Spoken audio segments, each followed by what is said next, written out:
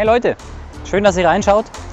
Wir sind zurück mit dem Technikvideo zum Piaggio MP3 500 und MP3 300. Wie versprochen, wir schauen uns diese Technik an, die da vorne drin steckt, sprechen über die Arretierung der Fahrzeuge, also über das Feststellen, dass sie nicht mehr kippen. Wann kann ich das aktivieren, wann kann ich es nicht? Wie lange sollte man es machen, ist nämlich auch ein wichtiges Thema.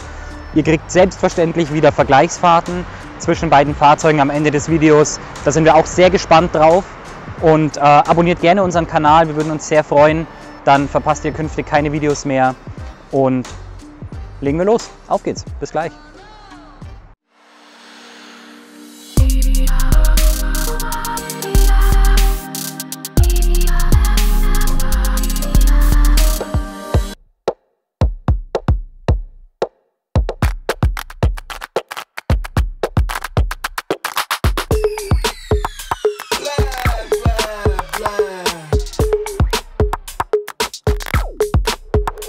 Okay, alright.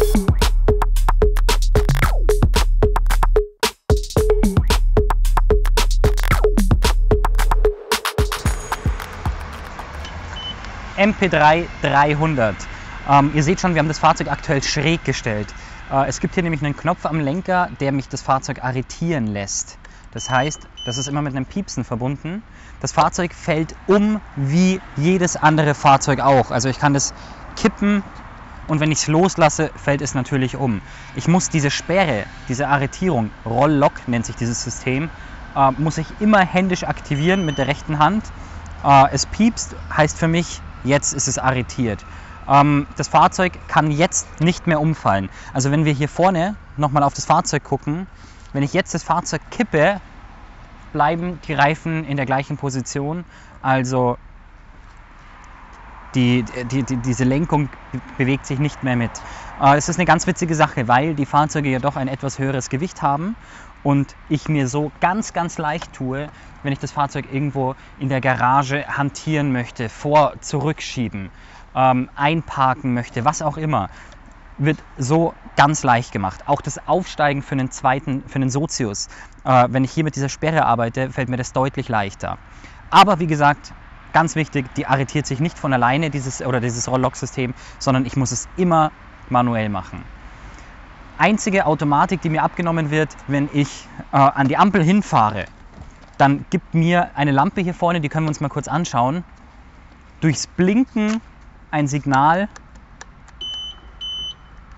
du kannst mich aktivieren. Also wenn diese Lampe aufleuchtet zwischen 7 und 10 km/h, passiert es, wenn ich nicht mehr ans Gas gehe, also ich bremse quasi an der Ampel, nehme ich das Gas weg, bremse runter und kurz bevor ich stehe, fängt diese Lampe an zu blinken und dann kann ich aktivieren. Man kann die Füße oben lassen, also man muss die Füße gar nicht mehr runternehmen. Das ist bloß eine Kleinigkeit, aber wenn man sich da mal dran gewöhnt hat, wird das so angenehm. Dann stehe ich in der Rotphase und sobald die Ampel grün wird, gebe ich Gas. Und dann löst sich die Sperre automatisch. Also es kann mir nicht passieren, dass ich in die erste Kurve fahre und vergesse, diese Sperre zu entfernen. Weil sobald ich am Gasgriff drehe, diese Sperre geht dann automatisch raus. Die Sperre geht nicht raus, wenn auf dem Sitz kein Gewicht mehr drauf ist. Also ich fahre an die Ampel hin oder ich habe das Fahrzeug im Stand stehen, ich habe das Fahrzeug laufen, so wie jetzt. Und jetzt kommt jemand und will hier einfach ans Gas gehen. Dann passiert nichts. Also sperrt die Elektronik, die erkennt ganz genau, wann jemand auf dem Sitz sitzt. Und wenn ich jetzt Gas geben würde, dann löst sich diese Sperre wieder. Noch was Wichtiges, ich kann die Sperre in letztendlich jeder Position aktivieren. Aber irgendwann kommt der Punkt, so wie jetzt, der Roller würde jetzt einfach umfallen. Also da immer aufpassen, dass man das Fahrzeug möglichst gerade hält oder positioniert, wenn man dieses Roll-Lock-System aktiviert. Das Fahrzeug hat auch eine Handbremse, die ist hier unten im Fußraum. Wenn ich das Fahrzeug mit der Arretierung abstelle, kann ich diese Handbremse reinmachen und jetzt steht das Fahrzeug. Das kann mir keiner mehr wegschieben. Lenkschloss dazu. Dann kann die Handbremse keiner mehr rausmachen und jetzt könnte ich das Fahrzeug für eine kurze Zeit so stehen lassen.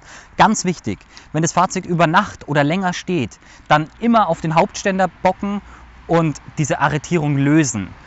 Es kann passieren, das ist einfach, vom Technischen ist es eine quer eingebaute Bremsscheibe mit Bremsbacken, Bremsbelägen, die zumachen. Und so blockiert eben dieses Rollock-System, je nachdem in welcher Position ich mich befinde, deswegen geht es in verschiedenen Positionen, blockiert eben diese Neigung.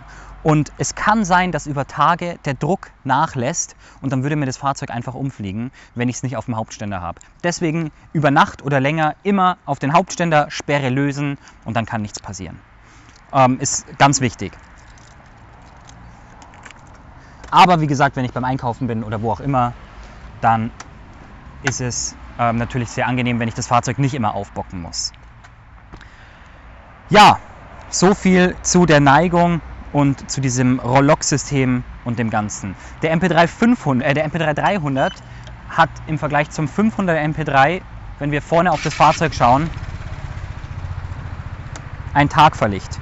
Es ist übrigens ganz normal, jetzt ist nur das Abblendlicht aktiv und das ist nur rechts. Links ist Fernlicht, also es ist normal, wenn nur eine Lampe geht, da ist nichts defekt, gehört so.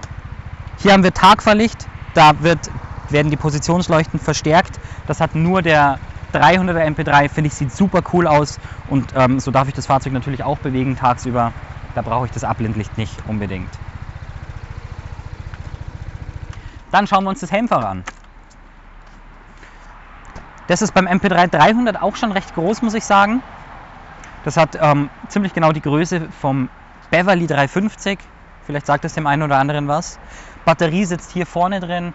Das sind 2 Schrauben, dann kommt man da wunderbar hin. Die müsste über den Winter bitte immer abgeklemmt werden, damit sich die nicht tiefen entlädt. Der Tank sitzt hier unten im Fußraum versteckt, hat den großen Vorteil, ich habe einen niedrigeren Schwerpunkt bei dem Fahrzeug und wenn ich den Tank nicht unterm Sitz habe, habe ich logischerweise mehr Stauraum. Fußbremse habe ich im vorherigen Video schon erklärt, die ist Pflicht, dass das Fahrzeug mit dem Autoführerschein gefahren werden darf. Ist auch eine angenehme Sache. Man gewöhnt sich schnell dran, man kann sie benutzen, man muss sie nicht benutzen. Diese Fußbremse bremst sowohl vorne wie auch hinten gleichzeitig. Wenn ich sie nicht benutzen möchte, habe ich ganz normal vorne rechts meine Vorderbremse und hier oben links die Hinterradbremse separat. Man kann entweder am Lenker bremsen oder mit dem Fuß, weil die Systeme gegeneinander arbeiten. Also für eines der Systeme entscheiden und das dann künftig benutzen. Beide Fahrzeuge, sowohl MP3 300 wie MP3 500, haben hier vorne noch einen kleinen Stauraum für zum Beispiel ein Handy. Hier ist auch eine USB-Buchse verbaut. Wir können uns das mal kurz angucken. Das Format beim 300er MP3 ist etwas kleiner, passt genau fürs Handy. Und auf der linken Seite seht ihr die USB-Buchse, bei beiden Fahrzeugen vorhanden. Da fließt nur Strom, wenn die Zündung an ist. Das heißt, ihr müsst hier, das ist nicht absperrbar, nicht abschließbar, lasst hier nie was drin liegen und angesteckt in der Hoffnung, dass es lädt. Passiert nicht, wenn keine Zündung an ist. Also hier bitte immer alles rausnehmen. Nicht, dass anschließend 2 da sind. So, schauen wir zum 500er MP3. Vom Prinzip her alles gleich. Wir haben einfach mehr Stauraum, also wir haben hier auch den Tank im Fußraum. Wir haben extrem viel Platz im Helmfach. Das schauen wir uns hier nochmal an.